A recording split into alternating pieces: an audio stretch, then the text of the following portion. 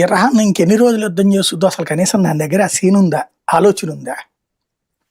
ఆయుధాలు తయారు చేసుకున్నారు వాళ్ళు. 3 వంతులు అయిపోయినాయి ఇప్పటికి.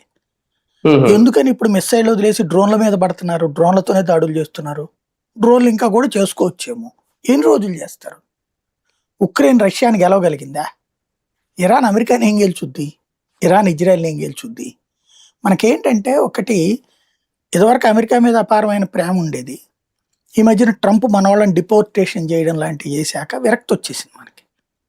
దాంతో మనం వాళ్ళ మీద కోపం పెంచుకున్నాం. దాంతో ఆ ట్రంప్ నిర్ణయం తీసుకున్నాడు కాబట్టి ట్రంప్ మీద కోపం పెంచుకున్నాం. కాబట్టి మనం ఇరాన్ని ప్రేమిస్తున్నారు చాలామంది. ఇంకొక వర్గం ముస్లిం ప్రేమతో ఒక వర్గం ఉంది. వాళ్ళు ఇరాన్ ఎంత అరాచకం చేసినా గొప్ప అని చెప్పేటటువంటి వాళ్ళు ఉన్నారు వాళ్ళ దగ్గర. ఇంకొకటి కమ్యూనిస్ట్ భావజాలం. వాళ్ళకి అమెరికా అంటే పెట్టుబడిదారి దేశం, చైనా రష్యాలకు వ్యతిరేకం కాబట్టి వాళ్ళు వ్యతిరేకిస్తారు. వీళ్ళందరూ చేసే ప్రచారం తప్పించి ఇరాన్ అమెరికాని ఏం గెలుచుద్ది? ఎన్ని రోజులు గెలుచుద్ది? నెంబర్ 1.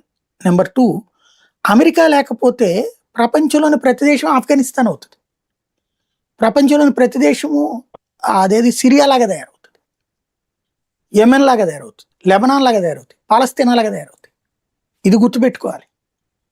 మనం అమెరికాని ప్రేమించక్కర్లేదు, కానీ అమెరికా నాశనం ఏంటంటే ప్రపంచాన్ని ఈ దేశాలు నాశనం చేస్తాయి.